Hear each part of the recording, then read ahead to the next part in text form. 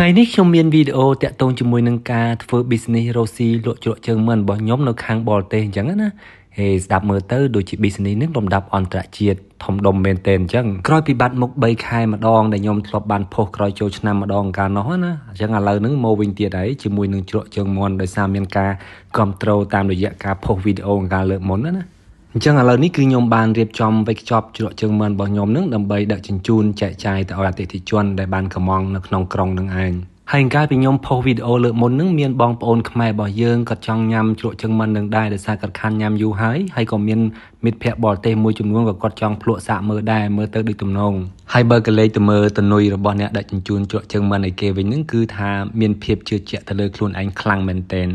អត់ខ្វល់ពីអ្នកណាទាំងអស់បាននិយាយលេងឯងគ្រាន់តែនៅស្រុកនេះអាកាសធាតុវាចាប់ផ្ដើមត្រជាក់អញ្ចឹងយើងត្រូវពាក់ខោអាវក្រាស់ៗនៅពេលដែលចេញទៅខាងក្រៅហើយអតិថិជនដំបូងគេរបស់ខ្ញុំនឹងគឺគ្រាន់តែប្រាប់គាត់ថាឥឡូវជ្រក់ជើងមិនបានហើយអញ្ចឹងគាត់ថាចាំគាត់ទៅយកដល់ផ្ទះតែម្ដងអញ្ចឹងឥឡូវគាត់មកចាំនៅមុខទ្វារអញ្ចឹងចាញ់យកទៅឲ្យគាត់ហើយគាត់នឹងជនជាតិមីយ៉ាន់ម៉ាមិត្តភ័ក្តិរបស់ខ្ញុំហើយបើមេឃហ្នឹងក៏ជួយអបអរសាទរក្នុងការរស់ស៊ីថ្ងៃដំបូងរបស់ខ្ញុំដែរគឺថាស្អាប់តែម្ដងបើពពកវិញគឺចង់ធ្លាក់ដល់ក្បាលរបស់យើងអញ្ចឹងកាន់តែថានៅស្រុកនេះបើទោះបីជាមានមេឃភ្លៀងឬមួយក៏មេឃសតុំស្អាប់យ៉ាងម៉េចយ៉ាងណាក៏ដោយក៏មិនអាចរារាំងដល់ការធ្វើដំណើររបស់យើងបានដែរដោយសារតែយើងគ្រាន់តែមានឆ័ត្រមួយអញ្ចឹងទៅ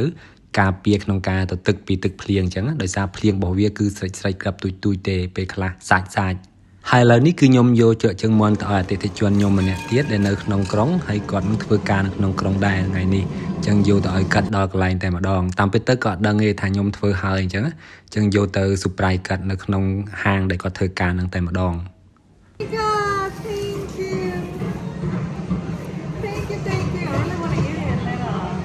ហើយការដឹកជញ្ជូនរបស់ខ្ញុំក៏អត់ទាន់ត្រូវបញ្ចប់ដែរអញ្ចឹងខ្ញុំត្រូវយកទៅឲ្យភ្ញៀវនឹងមកកន្លែងទៀតអញ្ចឹងខ្ញុំត្រូវជិះត្រាំនឹងមួយខ្សែបានទៅដល់ហើយបន្តមកទៀតខ្ញុំត្រូវយកទៅឲ្យអតិថិជនខ្ញុំមួយទៀតដែលគាត់នៅផ្ទះអញ្ចឹងត្រូវគោះបន្ទប់របស់គាត់ដែរអញ្ចឹងត្រូវគោះពីរដងអញ្ចឹងដើម្បីគាត់បើកទ្វារ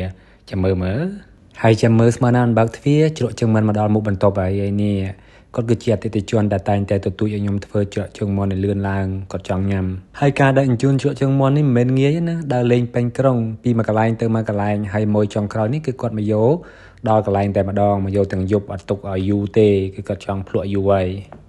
ហើយការរកស៊ីថ្ងៃនេះគឺត្រូវបានបញ្ចប់ហើយអត់ដឹងថាថ្ងៃណាដែលត្រូវរកស៊ីឡើងវិញម្ដងទៀតទេដោយសារតែចាយលុយអាចារ្យអត់ទាន់អស់បាទសូមអរគុណសម្រាប់ការតាមដានទស្សនាវីដេអូនេះហើយសំខាន់តែភ័យទោសឬកំហុសឆ្គងដែលកើតឡើងដោយចេតនានៅក្នុងវីដេអូនេះគឺមានគោលបំណងក្នុងការផ្ដល់នូវការកម្សាន្តបាទសូមអរគុណសូមជម្រាបលា